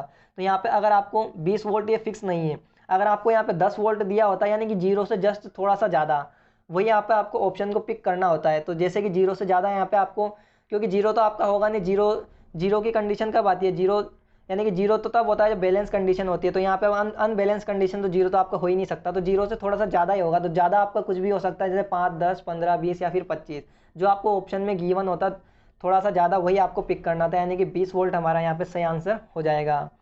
अब चलेंगे नेक्स्ट क्वेश्चन पे, जो कि है हमारा क्वेश्चन नंबर 20। क्वेश्चन नंबर 20 है हमारा, a synchronous motor fed from an infinite bus delivering half full load. तो यहाँ पे हमारी कोई एक सिंक्रोनस मोटर है जो कि इनफाइनाइट बस से कनेक्टेड है और हाफ फुल लोड को डिलीवर पावर कर रही है। If an increase in its field current causes increase in armature current then motor will be. तो यहाँ पे अब क्या किया हमने, उसकी फील्ड करंट को इंक्रीज कर दिया, उसके कारण क्या हुआ, उसका आर्मेचर करंट इंक्रीज हुआ। तो उसके बाद हमारी मोटर क्या करेगी, डिलीवर रिएक्टिव पावर को डिलीवर करेगी और एक्टिव पावर को एब्जॉर्ब करेगी, या फिर एक्टिव पावर और रिएक्टिव पावर को एब्जॉर्ब करेगी। और ऑप्शन नंबर 3 है हमारा, एब्जॉर्ब रिएक्टिव पावर और डिलीवर एक्टिव पावर। और ऑप्शन नंबर 4 है, deliver reactive power and absorb active power. तो यहाँ पे इस क्वेश्चन को हम बात करते हैं, तो इसको हम जो वी कर्व होता है सिंक्रोनस मोटर का, उस वी कर्व के थ्रू यहाँ पे हम इस क्वेश्चन को समझने की ट्राई करते हैं कि आपको इसको कैसे इसका आंसर निकालना है। तो आपने वी कर्व पढ़ा होगा सिंक्रोनस मोटर का, तो सिंक्रोनस मोटर का वी कर्व कुछ इस तरह से आता है। यहाँ पे आपकी आई ए होती है और यहाँ पे आपकी आई एफ होती है फील्ड करंट, और कुछ इस तरह से आपको यहाँ पे इसका वी कर्व देखने को मिलता है। और ये आपका जो पॉइंट होता है ये होता है आपका यूनिटी पावर फैक्टर। यहाँ पे जो पॉइंट होता है यह होता है आपका कोस फाई 1 होता है, यानी कि यूनिटी पावर फैक्टर होता है। अगर हम पावर फैक्टर से इस साइड की बात करें तो ये होता है आपका अंडर एक्साइटेशन, और अंडर एक्साइटेशन की इस तरफ जाते हैं तो हमारा पावर फैक्टर किस तरह का होता है, लेगिंग होता है। और अगर बात करते हैं यहाँ पे यूनिटी से इस तरफ की, तो ये होता है आपका ओवर एक्साइटेशन, और इस तरफ हमारा पावर फैक्टर कौन सा होता है, लीडिंग होता है। और ये होता है आपका नॉर्मल एक्साइटेशन, ये होता है आपका नॉर्मल एक्साइटेशन, और यहाँ पे पावर फैक्टर हमारा कैसा होता है, यूनिटी होता है। तो अब हम बात करते हैं, तो ये यहाँ पे हमको ये जो कंडीशन मिलती है किस पे मिलती है, नो लोड पे मिलती है, नो लोड, ये मिलती है हमको नो लोड पे। अब क्या किया हमने, कुछ हमने यहाँ पे हाफ लोड की कंडीशन ली, ये हमारा यहाँ पे जैसे अब हमने लोड को बढ़ाया तो ये हमारा आधा लोड हुआ, और ये हमारा कुछ यहाँ पे फिर यहाँ पे ये हमारा फुल लोड हुआ। तो ये हमारी कंडीशन बनेगी, ये तो बनेगी हमारी हाफ लोड की, और ये हमारा है फुल लोड। तो जब आप देख सकते हो, तो जैसे अब हमने क्या किया, जैसे जैसे फील्ड करंट को इधर इंक्रीज़ किया तो वैसे वैसे हमारी आर्मेचर करंट बढ़ती है। जब हमारी फील्ड करंट को जैसे जैसे हम इंक्रीज़ करते हैं तो वैसे वैसे आर्मेचर करंट जब भी बढ़ेगी, तो हमारी सिंक्रोनस मोटर है वो क्या करेगी कि एब्जॉर्ब, जो क्योंकि लीडिंग की बात करें तो लीडिंग पावर फैक्टर पे हमारी जो सिंक्रोनस मोटर है वो क्या करती है, एक्टिव पावर को तो एब्जॉर्ब करती है और रिएक्टिव पावर को क्या करती है, डिलीवर करती है। ये हमारा सिंक्रोनस मोटर का काम भी होता है। तो आप देख सकते हो इस क्वेश्चन का हमारा सही आंसर क्या हो जाएगा, डिलीवर रिएक्टिव पावर और एब्जॉर्ब एक्टिव पावर, यानी कि ऑप्शन नंबर ए यहाँ पे हमारा इस क्वेश्चन का सही आंसर हो जाएगा। अब चलेंगे हम नेक्स्ट क्वेश्चन पे, जो कि हमारा क्वेश्चन नंबर 21। क्वेश्चन नंबर 21 है, if supply voltage terminal of DC shunt motor are reverse by. तो अभी मैंने आपको बताया था कि कोई भी डीसी शंट मोटर है अगर उसके सप्लाई के टर्मिनल को बदल देंगे तो क्या होगा, उसकी घूमने की दिशा चेंज होगी। लेकिन मैंने अभी आपको जस्ट बताया था कि अगर हम सप्लाई के वोल्टेज किसी भी मोटर के चेंज करेंगे तो उसकी घूमने की दिशा कभी भी चेंज नहीं होगी, उसी डायरेक्शन में रन करती रहेगी जिस डायरेक्शन में वो पहले घूम रही थी। तो अगर सप्लाई के वोल्टेज चेंज किए तो हमारा सेम डायरेक्शन में रोटेट करती रहेगी, यानी कि ऑप्शन नंबर सेकंड यहाँ पे हमारा सही आंसर हो जाएगा। लेकिन अगर आपको यहाँ पे सप्लाई टर्मिनल की जगह बोलता तो या तो हमने आर्मेचर के टर्मिनल को चेंज कर दिया, फील्ड वाइंडिंग के टर्मिनल को चेंज कर दिया, अगर दोनों में से हम किसी को भी चेंज कर देते एक को, तो हमारी घूमने की दिशा जो थी वो मोटर की चेंज हो जाती है। अब चलेंगे नेक्स्ट क्वेश्चन पे, जो कि है हमारा क्वेश्चन नंबर 22। क्वेश्चन नंबर 22 है, अ DC shunt generator having terminal voltage 250 volt. यहाँ से आपको डीसी शंट जनरेटर है उसमें टर्मिनल वोल्ट 250 वोल्ट दिया हुआ है, delivering 195 ampere to a load, 195 ampere current दे रहा है। Its armature and field winding resistance R, यहाँ पे आपको आर्मेचर और फील्ड वाइंडिंग के रेसिस्टेंस दिए हुए हैं। What will be the value of generated EMF. तो यहाँ पे जनरेटेड ईएमएफ ईजी की वैल्यू निकालनी है। तो यहाँ पे आपको सबसे पहले तो मैं शंट जनरेटर का डायग्राम बना देता हूँ, जिससे कि आपको बहुत आसानी होगी इस क्वेश्चन को सोल्व करने में। तो यहाँ पे आपको ये हो गया आपका आर्मेचर, और ये आपको हो गया यहाँ पे ईजी, और यहाँ पे शंट में कनेक्टेड हो गई हमारी फील्ड वाइंडिंग। तो यहाँ पे क्वेश्चन में क्या क्या गिवन है, आपको टर्मिनल वोल्टेज दिया हुआ है 250 वोल्ट, तो ये हो गया हमारा टर्मिनल वोल्टेज। और जो करंट डिलीवर कर रहा है, ये कर रहा है हमारी 195 एम्पियर, ये हमारी लोड को करंट दे रहा है। और फील्ड वाइंडिंग का और आर्मेचर वाइंडिंग का रेसिस्टेंस आर ए जो दिया हुआ है आर्मेचर का, ये दिया हुआ है आपको 0.02, और फील्ड वाइंडिंग का दिया हुआ है हमको 50 ओम रेसिस्टेंस यहाँ पे गिवन है। अब हमको यहाँ पे निकालना है जो इसमें ये ईजी जो है प्लस माइनस, ये ईजी की वैल्यू हमको निकालनी है। ईजी की वैल्यू हम कैसे निकालेंगे, तो सबसे पहले आपको यहाँ पे क्या, जब हमको यहाँ पे आई ए की वैल्यू मिल जाएगी तो हमको ईजी जो है वो आसानी से कैलकुलेट कर सकते हैं। आई ए निकालने के लिए आपको क्या करना होगा, यहाँ पे आई एस एच शंट की जो करंट निकालनी होगी वो निकालनी होगी हमको 250 अपॉन में शंट का रसिस्टेंस यानी कि 50। तो ये आपको कितनी मिल जाएगी, 5 एम्पियर यहाँ से हमको करंट मिल जाएगी। तो ये 5 एम्पियर हमारी इधर जा रही है, 5 एम्पियर इधर और 195 इधर आपकी यहाँ जा रही है, तो इधर टोटल कितनी आ जाएगी आपको 200 एम्पियर यहाँ से हमारी करंट आ जाएगी। अब आप इस क्वेश्चन को बहुत आसानी से सोल्व कर सकते हो। तो यहाँ से आपको ईजी जो मिलेगा, ईजी हमारा क्या मिलेगा, आपको इसमें पूरे में केवीएल लगाना है। ये आपको प्लस और माइनस लेकर के इस यहाँ पे इस वाले सर्किट में मैं आपको इस वाले सर्किट में केवीएल लगाना है। तो जब आप इसमें केवीएल लगाओगे तो ईजी बराबर हमारा होता है V plus I A R A. तो यहाँ पे आपको V कितना गिवन है 250, और आई ए हमने अभी निकाला 200, इंटू आर ए हमको गिवन है क्वेश्चन में गिवन है 0.02। तो ये हमको कितना मिल जाएगा 254 वोल्ट हमको यहाँ पे ईजी मिल जाएगा, यानी कि ऑप्शन नंबर हमारा यहाँ पे 4th सही आंसर हो जाएगा। अब चलेंगे नेक्स्ट क्वेश्चन पे, जो कि है हमारा क्वेश्चन नंबर 23। क्वेश्चन नंबर 23 है, which of the following is the variable losses which of the following is the variable loss varying significantly with load in rotating machine। तो यहाँ से आपको वो कौन से लॉसेस है जिनमें लोड को चेंज करने से आपके लॉसेस भी चेंज होते हैं। तो आपको पता है जो वेरिएबल लॉसेस होते हैं वो हमारे होते हैं कॉपर लॉसेस, क्योंकि कॉपर लॉसेस का फॉर्मूला होता है वो होता है I²R। ये हमारे कॉपर लॉसेस होते हैं। तो जब भी हम लोड को चेंज करेंगे तो हमारी लोड की करंट चेंज होगी, तो करंट चेंज होने से हमारे क्या होता है कॉपर लॉसेस चेंज होते हैं। तो हमारा ऑप्शन नंबर यहाँ पे 4th इस क्वेश्चन का सही आंसर हो जाएगा। अब चलेंगे नेक्स्ट क्वेश्चन पे, जो कि हमारा क्वेश्चन नंबर 24। क्वेश्चन नंबर 24 है, which of the following application in DC shunt motor is preferred over the other Motors. तो आपको पता है जब भी हम डीसी शंट मोटर की बात करते हैं तो ये आपकी कांस्टेंट स्पीड के लिए हम यहाँ पे डीसी शंट मोटर का यूज़ करते हैं, यानी कि ऑप्शन नंबर 2 यहाँ पे हमारा सही आंसर हो जाएगा।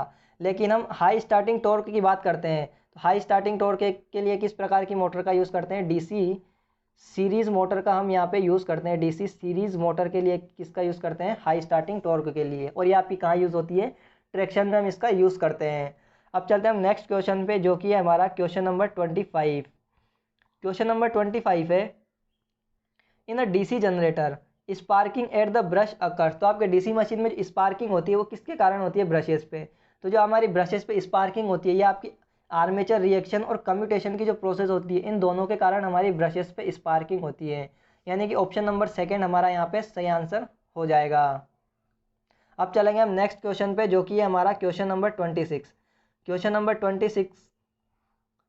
26 है हमारा, a DC shunt motor running on full load takes 50 ampere. कोई हमारा डीसी शंट मोटर है जो कि फुल लोड पे रन कर रही है और 50 एम्पियर करंट ले रही है। If the supply voltage and field current is reduce to half. तो हमारी क्या, हमने सप्लाई वोल्टेज और फील्ड करंट को आधा कर दिया। What will be the armature current if the motor delivers constant power output. तो यहाँ पे आपको आर्मेचर, जब भी हमने जो हमारी कोई डीसी मशीन थी जो कि फुल लोड पर 50 एम्पियर करंट को ले रही थी, अब हमने क्या किया कि उसके उस फील्ड वोल्टेज को, उसके सप्लाई वोल्टेज को और फील्ड करंट को आधा कर दिया। तो हमको आर्मेचर करंट है वो कितनी होगी जब हम मोटर को कांस्टेंट पावर आउटपुट से डिलीवर करेंगे। तो जब हम आधे करेंगे तो हमारी ये क्या हो जाएगी, आर्मेचर करंट जो हो जाएगी ये क्या हो जाएगी, डबल हो जाएगी, यानी कि 100 एम्पियर। ऑप्शन नंबर 1 हमारा इसका सही आंसर हो जाएगा। अब चलेंगे नेक्स्ट क्वेश्चन पे, जो कि हमारा क्वेश्चन नंबर 27। क्वेश्चन नंबर 27 है, why are dummy coils provided in DC generator. जो हम डीसी जनरेटर होता है इसमें डमी कोइल का यूज़ क्यों करते हैं, तो जो डमी कोइल का यूज़ करते हैं मैकेनिकल बैलेंस प्रोवाइड, मशीन को मैकेनिकल बैलेंस प्रोवाइड करवाने के लिए हम यहाँ पे डमी कोइल्स का यूज़ करते हैं। तो ऑप्शन नंबर हमारा हो जाएगा 2, provide mechanical balance to the rotor. तो ये हमारा थर्ड ऑप्शन यहाँ पे सही आंसर हो जाएगा। अब चलेंगे नेक्स्ट क्वेश्चन पे, जो कि हमारा क्वेश्चन नंबर 28। क्वेश्चन नंबर 28 है, wave winding is employed in DC machine. तो अगर बात करते हैं हम वेव वाइंडिंग की, तो वेव वाइंडिंग का जो यूज़ करते हैं हम, वेव वाइंडिंग होती है हमारी हाई वोल्टेज और लो करंट के लिए, यूज़ करते हैं। और अगर हम बात करेंगे लैप वाइंडिंग की, तो लैप वाइंडिंग हम यूज़ करते हैं हाई करंट और लो वोल्टेज के लिए। तो यहाँ पे वेव का क्या हो जाएगा हमारा, हाई वोल्टेज लो करंट, यानी कि ऑप्शन नंबर थर्ड हमारा इसका सही आंसर हो जाएगा। और वेव वाइंडिंग में हमारा पैरेलल पाथ जो होते हैं वो कितने होते हैं, 2 होते हैं। और लेप में कितने होते हैं हमारे, जितने पोल होते हैं, यानी कि ए बराबर पी यहाँ पे पैरेलल पाथ होते हैं। अब चलेंगे नेक्स्ट क्वेश्चन पे। तो क्वेश्चन नंबर हमारा अगला है, if we observe the output waveform of DC generator on CRO it will be like. तो जब भी हम डीसी जनरेटर की आउटपुट वेवफॉर्म को सीआरओ पे हम ऑब्जर्व करते हैं, देखते हैं, तो हमको जो हमेशा जो डीसी जनरेटर की आउटपुट वेवफॉर्म दिखेगी वो हमको पल्सेटिंग टाइप की यहाँ पे हमको वेवफॉर्म दिखेगी, जो कि यूनिडायरेक्शनल होगी। यानी कि ऑप्शन नंबर यहाँ पे हमारा हो जाएगा फोर्थ वाला, यहाँ पे इस क्वेश्चन का सही आंसर हो जाएगा।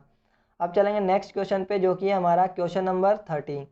क्वेश्चन नंबर 30 है हमारा, in a cumulative compound DC motor with rated voltage applied with rated load. तो आपकी कोई कम्युलेटिव कंपाउंड डीसी मोटर है जिसमें कि रेटेड वोल्टेज दिया हुआ है रेटेड लोड के लिए।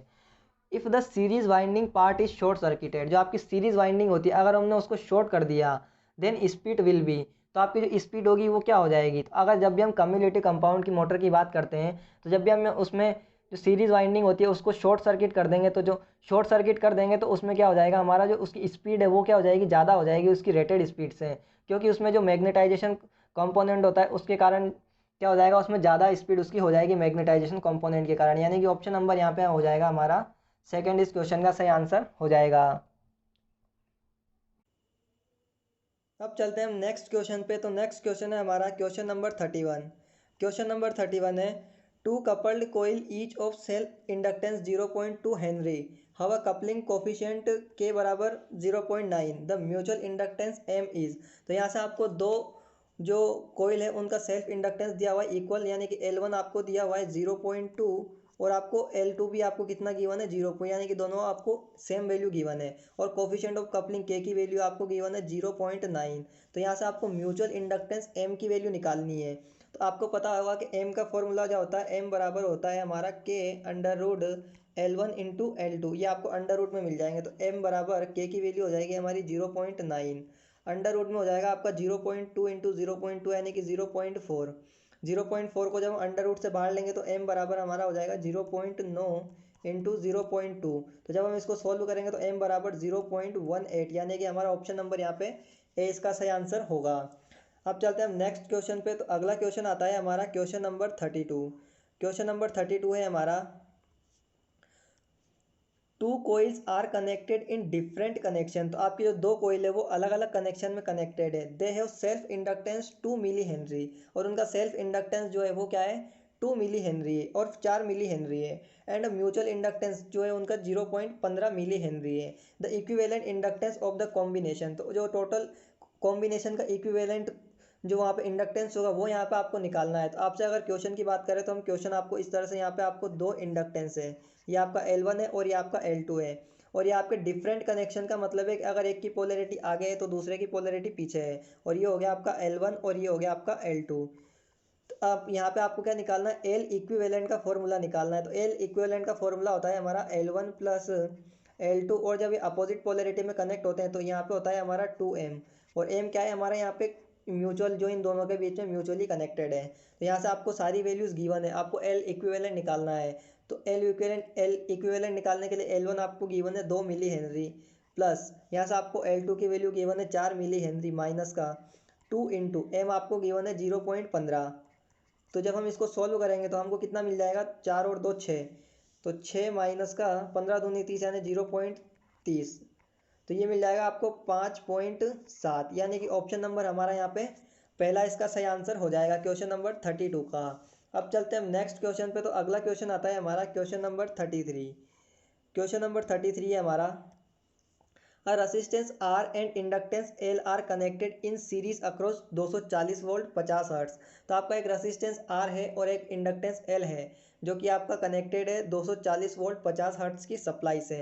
उसके बाद यहाँ से आपको बोला जा रहा है power dissipate in the circuit इस 300 वाट। जो आपकी सर्किट में पावर डिसिपेशन हो रही है ये आपकी हो रही है 300 watt. And the voltage across the R is 100। जो आपका रेसिस्टेंस है उसके अक्रॉस जो वोल्टेज है वो है आपका 100 volt. In order to improve the power factor to unity. जो अब आपको क्या करना है पावर फैक्टर को यूनिटी तक इंक्रीज करना है। The capacitor that has to be connected in series should the value of.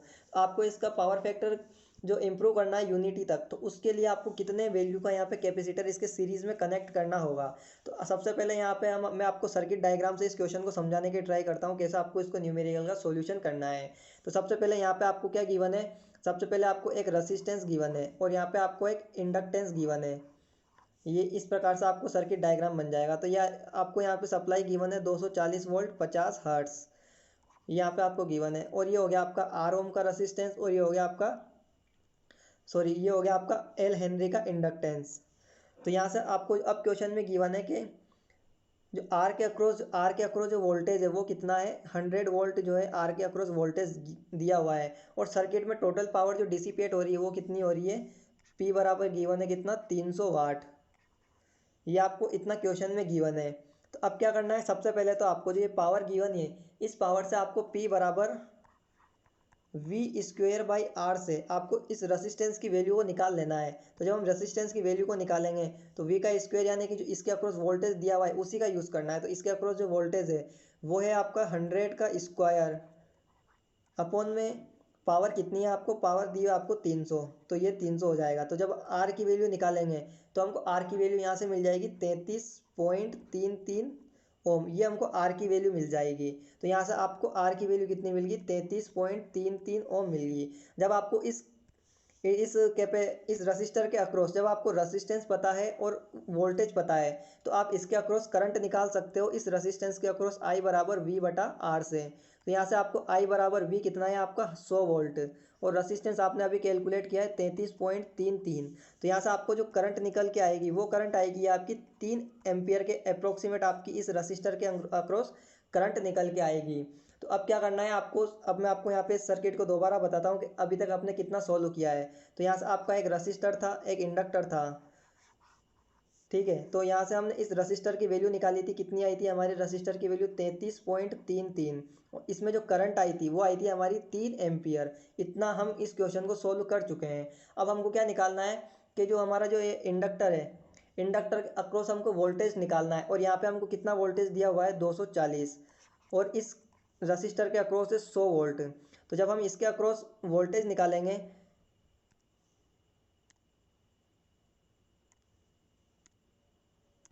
Sorry वो बाय मिस्टेक यहाँ से मेरे से क्वेश्चन का डायग्राम हट गया। तो क्वेश्चन को हम दोबारा बना लेते हैं। यहाँ पे एक हमारा रसिस्टर था और यहाँ पे एक इंडक्टर था। तो ये अब इस प्रकार कनेक्टेड है, इसका वैल्यू हमारा है 33.33। इसमें करंट हो जाएगी हमारी 3 एम्पियर और यहाँ से सप्लाई कनेक्टेड है वो है 240 वोल्ट और इसके अक्रॉस जो हमको वोल्टेज दिया है वो दिया है 100 वोल्ट। तो आपको इसके अक्रॉस जो इंडक्टर है इसके अक्रॉस आपको वोल्टेज निकालना है। तो इंडक्टर के अक्रॉस वोल्टेज आएगी वो क्या आ जाएगी हमारी, वो कैसे निकालनी है। तो वोल्टेज के अक्रॉस जब हम इंडक्टर के अक्रॉस जब हम वोल्टेज निकालेंगे तो यहाँ पे आपको पता है कि एसी सर्किट है, एसी सर्किट के अंदर हम हमेशा फेज़र का यूज़ करते हैं, फेज़र डायग्राम का। तो यहाँ पे वी एल जो निकालेंगे वी एल बराबर हो जाएगा हमारा 240 का स्क्वायर माइनस का 100 का स्क्वायर। तो इस प्रकार आपको यहाँ से जो जब इसको सोल्व करेंगे तो हमको वी एल जो कैलकुलेट होकर के मिलेगा वो मिलेगा हमको 218.17 वोल्ट। ये हमको इस जो इंडक्टर है इसके अक्रॉस वोल्टेज यहाँ पे हमको मिल जाएगा। तो हमने यहाँ पे कितनी चीज़ें कैलकुलेट कर ली, अब तक हमने रेसिस्टेंस की वैल्यू निकाल ली, इसमें करंट निकाल ली 3 एम्पियर और इसके अक्रॉस इंडक्टर के अक्रॉस वोल्टेज कैलकुलेट कर लिया 218.17 वोल्ट। तो अभी तक हमने 3 चीज़ों को कैलकुलेट किया है। तो आपको पता है कि अब इंडक्टर के अक्रॉस हमने जो वोल्टेज कैलकुलेट किया है तो वोल्टेज बराबर क्या होता है हमारा, मैं यहाँ पे आपको दोबारा से सर्किट बना देता हूँ। तो हमारा यहाँ पे एक आर था, ये एल है। तो यहाँ पे हमारे आर 33.33 हो गया, ये करंट 3 एम्पियर होगी और यहाँ पे इंडक्टर के अक्रॉस हमने वोल्टेज वी एल जो कैलकुलेट कर लिया वो कितना आ गया हमारा 218.17। और आपको पता है वी एल इसके अक्रॉस वी एल जो ड्रॉप होता है वो क्या होता है आई इंटू एक्सएल होता है। इतनी हमारी यहाँ पे क्लियर है। अब आपको क्या करना है, यूनिटी पावर फैक्टर। जब आपको पता है कि यूनिटी पावर फैक्टर का मतलब है रेजोनेंस कंडीशन, जब हम सी को कनेक्ट करेंगे तो एक यहाँ पे एल और सी कनेक्ट हो जाएगा, तो रेजोनेंट यूनिटी पावर फैक्टर के लिए हमारा क्या हो जाएगा, यहाँ पे यूनिटी के लिए दोबारा से यहाँ पे बात करते हैं। तो यहाँ से अब यूनिटी के लिए देखेंगे हमको यूनिटी। तो यूनिटी के लिए अगर हम बात करते हैं तो हमारा आई इंटू एक्सएल बराबर हो जाएगा हमारा आई इंटू एक्सी, बराबर जो हमारा वोल्टेज हमने कैलकुलेट किया था इंडक्टर के, ये बराबर हो जाएगा। तो अभी मैंने वी एल बराबर ये तो आपका बराबर है, तो यहाँ से हम क्या करेंगे, आई इंटू एक्सी बराबर वी एल, ये हम यहाँ से लिख लेंगे। अब हमको वी एल की वैल्यू पता है 218.17 हमने कैलकुलेट की हुई है, करंट की वैल्यू हमने कैलकुलेट कर रखी है 3 एम्पियर, और एक्सी बराबर क्या होता है हमारा आई इंटू 1/ओमेगा सी बराबर वी एल। तो ये हमारा यहाँ से अब ओमेगा यानी कि सी की वैल्यू को एवेल्यूएट करना है। तो सी की वैल्यू को कैलकुलेट करने के लिए हम क्या करेंगे कि आपको सी की वैल्यू को कैसे कैलकुलेट करना है, जब हम इसको सी निकालेंगे तो सी बराबर क्या हो जाएगा हमारा आई अपॉन में ओमेगा इंटू वी एल। तो ये हमारा सी का फॉर्मूला आ गया। अब आपको इस फॉर्मूले के अंदर सारी वैल्यूज़ को पुट करनी है। तो सी बराबर हमारा आई हमने 3 एम्पियर निकाला था, ओमेगा बराबर हो जाएगा हमारा 2 पाई एफ इंटू वी एल हमने कैलकुलेट किया था 218.17। तो हम जब इस फॉर्मूले में जब आप और आपको एफ जो गिवन है वो आपको 50 हर्ट्ज क्वेश्चन में फ्रीक्वेंसी गिवन है, ये देख सकते हो आपको यहाँ पे फ्रीक्वेंसी 50 हर्ट्ज गिवन है।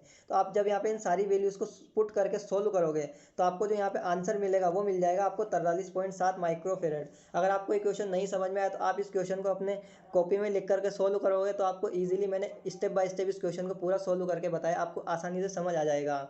अब चलते हैं नेक्स्ट क्वेश्चन पे, जो कि है हमारा क्वेश्चन नंबर 34। क्वेश्चन नंबर 34 है हमारा,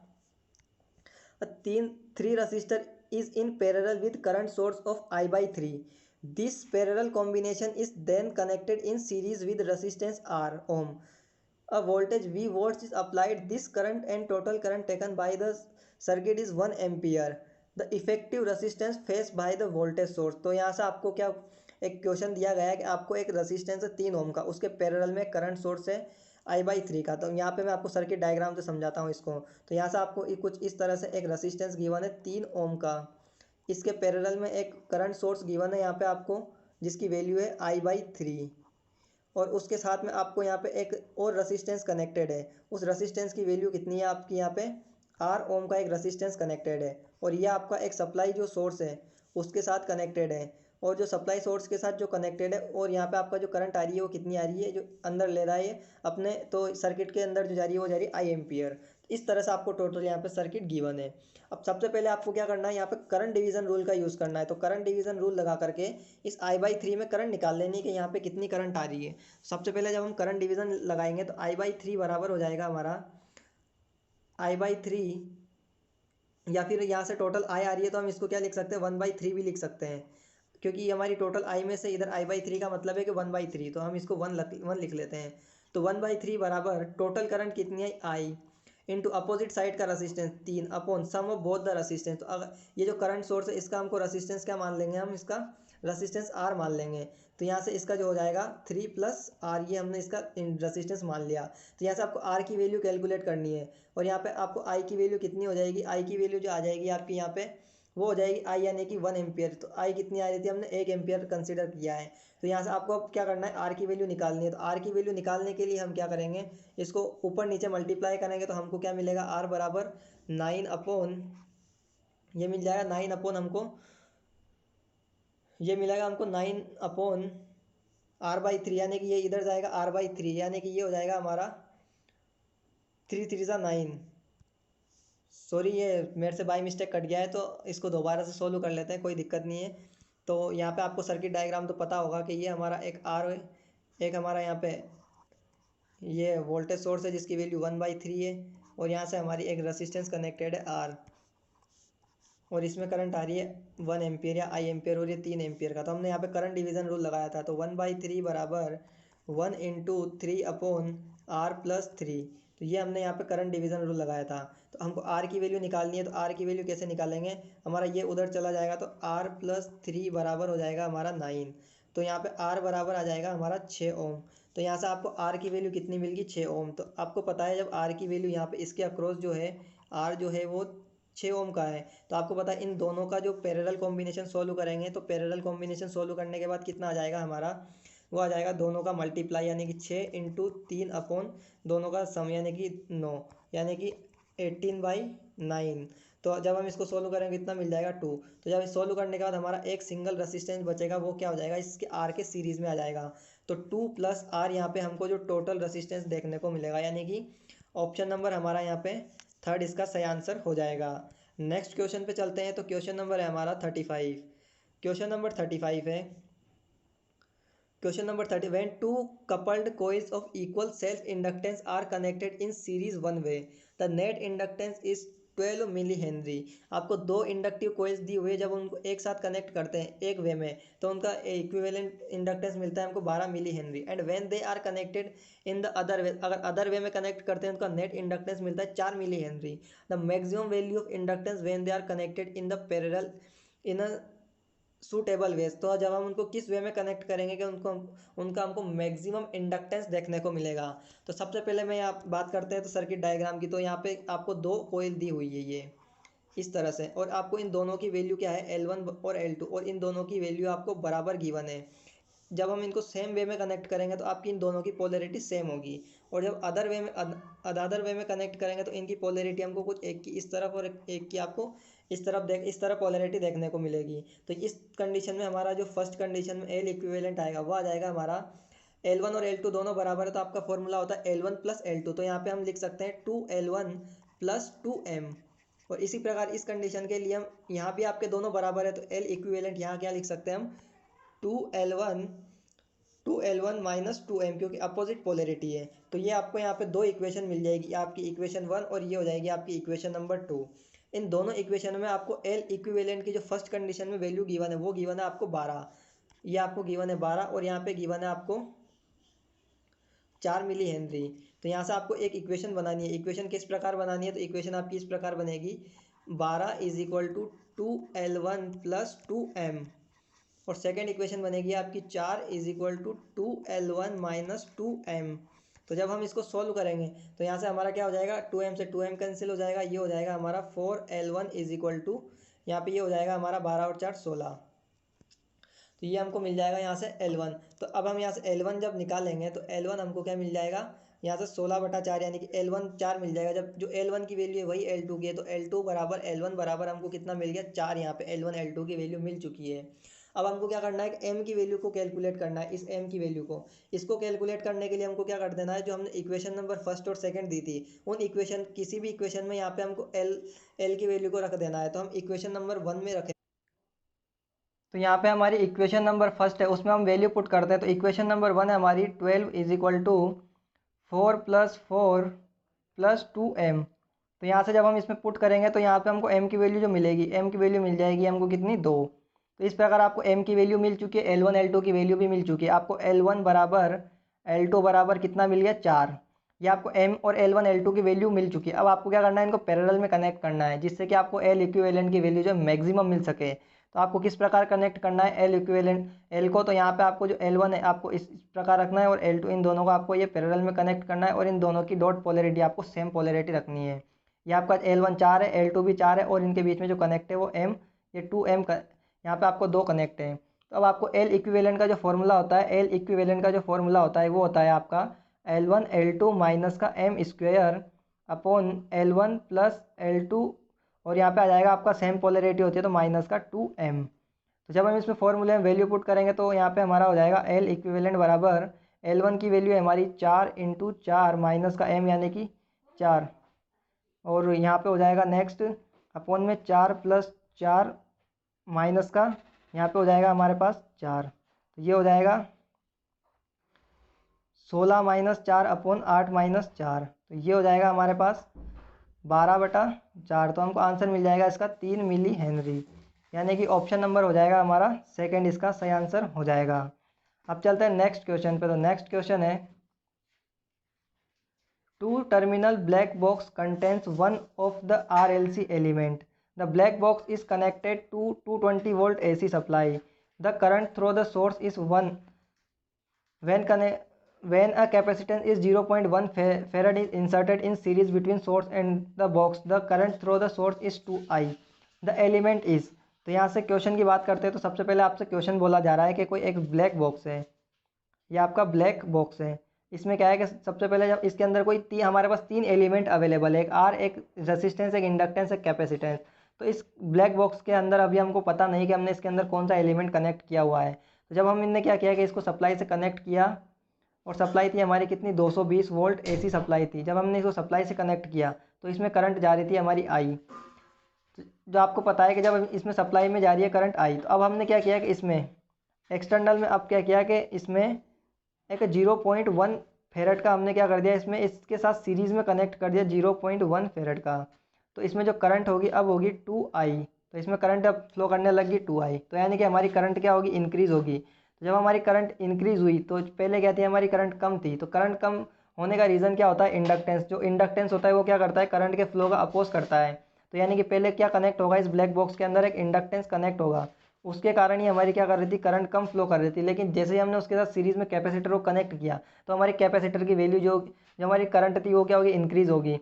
तो हम कह सकते हैं कि हमारा ब्लैक बॉक्स के अंदर क्या होगा, इंडक्टेंस होगा, उसी के कारण हमारी कम करंट फ्लो कर रही थी। यानी कि ऑप्शन नंबर सेकेंड हमारा इस क्वेश्चन का सही आंसर होगा। अब चलेंगे नेक्स्ट क्वेश्चन पे, जो कि है क्वेश्चन नंबर 37। क्वेश्चन नंबर 37 है द चार्ज ऑन 1 इलेक्ट्रॉन। तो आपको इलेक्ट्रॉन का जो चार्ज होता है वो होता है आपका 1.602 इंटू 10⁻⁻19 कूलाम, ये आपका इलेक्ट्रॉन का चार्ज होता है। अब चलेंगे नेक्स्ट क्वेश्चन पे, जो कि अगला question, what is the average value of sinusoidal wave form over 1 complete cycle. तो आपको साइनोसॉइडल वेव फॉर्म के लिए एवरेज वैल्यू की बात करते हैं, वी एवरेज की, तो ये होती है आपकी 2Vm/पाई। आपका Vm क्या है, मैक्सिमम वोल्टेज। ये आपकी यहाँ पे क्या होती है, साइनोसॉइडल वेव फॉर्म के लिए एवरेज वैल्यू होती है। यानी कि ऑप्शन नंबर यहाँ पे थर्ड इसका सही आंसर होगा। नेक्स्ट क्वेश्चन पे चलते हैं, क्वेश्चन नंबर 39। क्वेश्चन नंबर 39 है Ohm's law is valid for. जो आपका ओम्स लॉ होता है ये किसके लिए वैलिड होता है, तो ये आपका सभी कंडक्टर्स के लिए वैलिड होता है। यानी कि ऑप्शन नंबर ए हमारा यहाँ पे सही आंसर हो जाएगा। लेकिन ओम्स लॉ जो हमारा सेमीकंडक्टर डिवाइसेस होते हैं उन पे कभी भी लागू नहीं होता है। अगला क्वेश्चन है question number 40। A circuit whose behaviour and characteristic is same irrespective of the direction of current through the various element is called. तो आपको जो क्वेश्चन बोल रहा है कि जो हमारा वो सर्किट जिसका बिहेवियर एंड कैरेक्टरिस्टिक जो सेम होती है करंट की डायरेक्शन के, उस तरह के एलिमेंट्स को क्या बोला जाता है, तो उनको बोला जाता है बाइलेटरल एलिमेंट। यानी कि ऑप्शन नंबर हो जाएगा हमारा यहाँ पे थर्ड। नेक्स्ट क्वेश्चन की बात करेंगे तो अगला क्वेश्चन है a sinusoidal wave form V is equal to 100 sine 314.15t। What is the instantaneous value of 0.02 second and 0.005 second. तो यहाँ पे आपको एक साइनोसॉइडल की वेव फॉर्म की एक इंस्टेंट आपको एक इक्वेशन दी गई है, वेव फॉर्म दी गई है, उसकी इक्वेशन दी गई है। तो आपको उसकी इंस्टेंटेनियस यानी कि RMS वैल्यू निकालना है 0.02 सेकेंड पर 0.005 सेकेंड पे। तो सबसे पहले हम क्या करेंगे, t बराबर निकालेंगे, t बराबर 0.02 सेकेंड पे निकालेंगे। तो यहाँ पे हो जाएगा हमारा V is equal to 100 sine, ये हो जाएगा हमारा 314/5, और आपको टी टाइम कितने पे निकालना है, 0.02 पे, 0.02। और ये जो आपकी पूरी टर्म है कोष्टक के अंदर ये आपकी रेडियन में है। तो रेडियन में तो इसको हमको डिग्री में चेंज करना है। तो डिग्री में चेंज करने के लिए हम क्या करेंगे, 100 इसको करेंगे हम यहाँ पे दोबारा से लिख लेते हैं इक्वेशन को। ये हो जाएगा हमारा 100 साइन 314.15 इंटू 0.02, और इसको मल्टीप्लाई कर देंगे हम 180/पाई से हम इसको मल्टीप्लाई कर देंगे। तो यहाँ से हमको जो जो साइन और इसको सोल्व करने के बाद जो मिलेगा वो मिलेगा हमको 360 डिग्री। तो साइन 360 डिग्री की वैल्यू होती है, ये होती है आपकी 0। तो 100 इंटू 0 इज इक्वल टू मिल जाएगा हमको 0। तो हमारा 0.02 सेकेंड पे क्या मिलेगा, हमको 0 मिलेगा। इसी प्रकार हमको कैलकुलेट करनी है 0.05 सेकेंड पे। तो 0.05t बराबर 0.05 सेकेंड पे कैलकुलेट करनी है। तो यहाँ पे V बराबर हो जाएगा हमारा 100 इंटू साइन, ये हो जाएगा 314.15 इंटू 0.005 इंटू 180/पाई, क्योंकि हमको इसको रेडियन को डिग्री में चेंज करना है, इस वजह से हमने 180/पाई से मल्टीप्लाई किया है। तो V इज इक्वल टू हमको मिल जाएगा 100 इंटू साइन, ये जब हम इसको इतनी वैल्यू को सोल्व करोगे तो आपको मिलेगा साइन 90, और साइन 90 की वैल्यू होती है 1, तो हमको V मिल जाएगा यहाँ पे 100। तो इसकी वैल्यू मिल जाएगी हमको कितनी, 100। यानी कि ऑप्शन नंबर पहला इस क्वेश्चन का सही आंसर होगा। अब चलेंगे अगले क्वेश्चन पे, जो कि हमारा क्वेश्चन नंबर 42। क्वेश्चन नंबर 42 है 5 सेल आर कनेक्टेड इन अ रो, आपके 5 सेल है उस एक रो में कनेक्टेड है, and then 4 such row are connected in parallel. और इस तरह के 5 सेल की जो रो है, इस तरह के आपकी चार चार चार यहाँ पे आपके पास रो है और वो चारों आपकी पैरेलल में कनेक्टेड है। टू फीड अ करंट, जो to feed a current resistive load of 1.25, और वो क्या कर रही है, एक 1.25 ओम के एक रसिस्टिव लोड को करंट दे रहे हैं। ई cell has an EMF 1.5 ohm, जो आपका हर एक सेल है उसका रसिस्ट जो वोल्टेज है वो 1.5 ओम है, विद इंटरनल रेसिस्टेंस 0.2 ओम, और उनका इंटरनल रेसिस्टेंस 0.2 ओम है। The current throw the load will be, तो यहाँ से आपको जो करंट फ्लो कर रही है इस रेसिस्टिव लोड में वो निकालनी है। तो यहाँ से सबसे पहले अगर बात करें तो आपको जो 5 सेल है, इस प्रकार आपको यहाँ पे 5 सेल है और उनके इंटरनल रेसिस्टेंस कनेक्टेड है। ये आपको इस प्रकार यहाँ पे कितने 5 सेल कनेक्टेड है, और आपको इसी प्रकार इनका जो पैरेलल, इस पैरेलल में आपको कितने चार रो आपकी इस तरह से पैरेलल में कनेक्टेड है। ऐसे आपको कितनी 4 कनेक्टेड है। एक यहाँ पे कैपेसिटर होगा, फिर उसका इंटरनल, फिर कैपेसिटर, इस तरह से आपको कितने 4 कनेक्टेड है। तो आपको पता है कि हर एक सेल का वोल्टेज 1.5 वोल्ट है। तो टोटल कितने सेल कनेक्टेड है एक एक रो के अंदर, तो 5 है। तो यहाँ पे आपको 5 से मल्टीप्लाई कर देना है, तो ये आपका मिल जाएगा 7.5 वोल्ट। तो आपको पता है कि पैरेलल में वोल्टेज सेम होती है, तो हर रो में हमको कितना वोल्टेज मिलेगा, टोटल 7.5 वोल्ट हमको सभी के अक्रॉस सेम मिलेगा, यानी कि टोटल वोल्टेज हमारा कितना हो गया 7.5 ओम।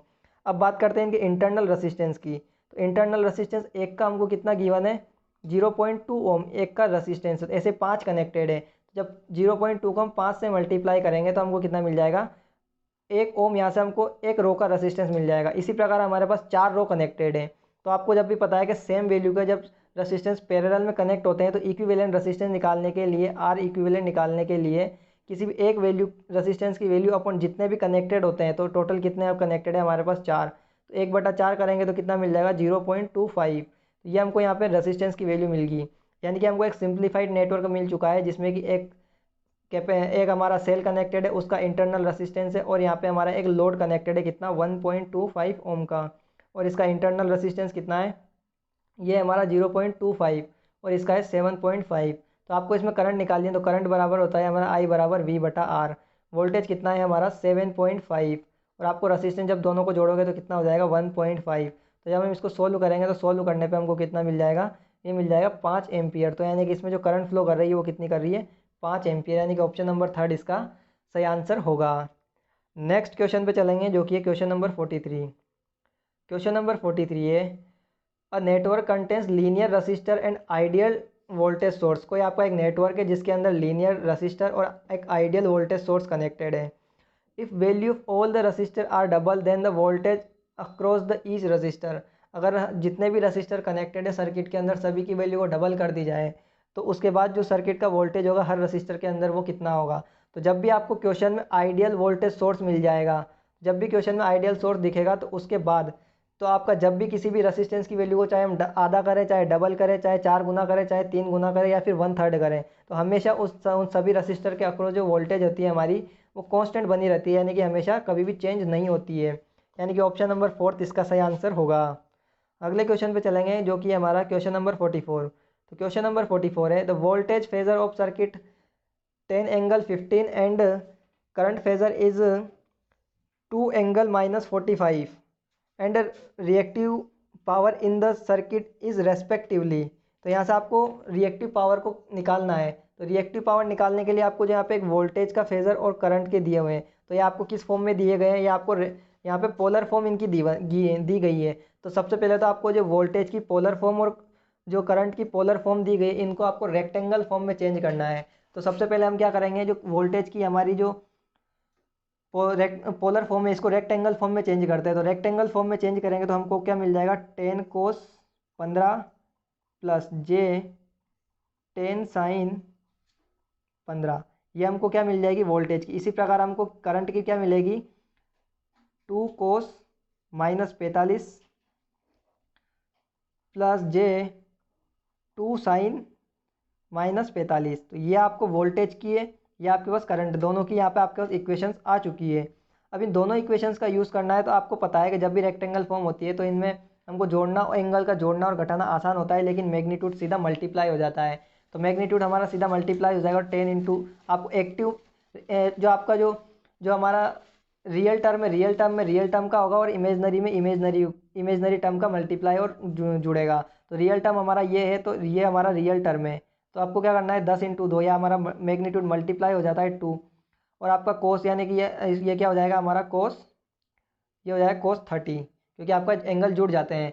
उसी प्रकार अगर बात करता हूँ मैं यहाँ पे प्लस जे, ये आपका मल्टीप्लाई होगा तो 20, और ये हो जाएगा हमारा साइन, और ये हमारा कितना हो जाएगा 30। आपको कुछ नहीं करना, आप सिंपली इनकी वैल्यू पुट करनी है, साइन की और कोस की। तो जब हम इनकी वैल्यूज़ को पुट करेंगे तो हमको क्या इस प्रकार आंसर मिलेगा कि 20 इंटू कोस, जो हमारा कोस 30 होता है, कोस 30 की वैल्यू होती है √3/2, प्लस ये हो जाएगा हमारा जे 20, और जो साइन 30 की वैल्यू होती है ये होती है हमारी 1/2। तो 2 से 2 ये हो जाएगा हमारा 10, और 2 से ये 10 टाइम्स कटेगा तो ये हो गया हमारे पास 10। तो यहाँ से हमको क्या मिल जाएगा, 10√3 प्लस J10। तो 10√3 की वैल्यू होती है 17.32 प्लस J10।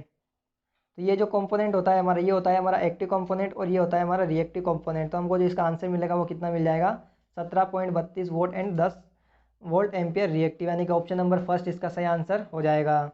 नेक्स्ट क्वेश्चन पे चलेंगे हम, क्वेश्चन नंबर 45। तो क्वेश्चन नंबर 45 है, in a series RL circuit the two resistor R 5 ohm and 10 ohm are connected in series with inductor of L. The supply voltage is 50 volt. If the power consumed by 5 ohm resistor is 10 watt, then the power factor of the circuit. तो सबसे पहले तो आपको मैं बता दूं कि इसमें जो पावर फैक्टर आपको कैलकुलेट करना है, उसके लिए फॉर्मूले आपको डायरेक्टली फॉर्मूला यूज़ करना है, active power upon apparent power. अब आपको कैसे कैलकुलेट करना है उसको देखते हैं। तो सर्किट की बात करेंगे तो सर्किट में हमको कुछ इस तरह से एक रेसिस्टेंस गिवन है, और दूसरा रेजिस्टेंस भी गिवन है, और उसके बाद एक इंडक्टर गिवन है, और यहाँ से सप्लाई जो गिवन है वो गिवन है 50 वोल्ट की। और ये जो है हमारा 5 ओम का रेजिस्टेंस है, ये 10 ओम का है, और ये हमारा इंडक्टर है। इस 5 ओम के अक्रॉस जो पावर है P बराबर है हमारे पास 10 वोल्ट। तो इसके अक्रॉस जो पावर दी हुई, इससे हम क्या निकाल सकते हैं, करंट निकाल सकते हैं, क्योंकि हमको पता है P बराबर क्या होता है I²R। तो यहाँ से करंट कितनी आ जाएगी हमारे पास, करंट जो आ जाएगी I², यानी कि पावर कितनी है 10/5, यानी कि √2, यानी कि हमारे पास करंट आ जाएगी √2। अब करंट आ चुकी है, तो आपको पता है एक्टिव पावर का जो फॉर्मूला होता है वो क्या होता है हमारे पास, एक्टिव पावर जो होती है वो क्या होती है I²R, हमारे पास एक्टिव पावर का फॉर्मूला होता है। तो एक्टिव पावर में यहाँ पे आई की वैल्यू हमारे पास क्या है √2, I² करेंगे तो √2 का स्क्वायर क्या हो जाएगा 2 इंटू आर इक्विवेलेंट। यहाँ पे आर की वैल्यू रखनी है, तो अब आपको इन दोनों आर को कैलकुलेशन में लेना होगा। तो 10 + 5 क्या हो जाएंगे 15, यानी कि 15। तो एक्टिव पावर हमको कितनी मिल जाएगी 30 वोट।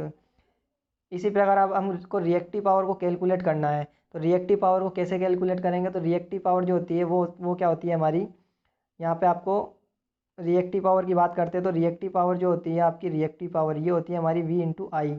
तो हमको सब क्वेश्चन में सप्लाई वोल्टेज कितना है 50, तो इसको हम 50/√2, क्योंकि RMS वैल्यू लेनी होती है, और करंट कितनी है √2। तो ये इस √2 से ये √2 कट जाएगा, तो हमारी रिएक्टिव पावर जो आएगी वो कितनी आ जाएगी 50। तो अब आपको पता है कि पावर फैक्टर हमारा, ये आपकी एक्टिव पावर आ चुकी है और ये आपकी रिएक्टिव पावर आ चुकी है।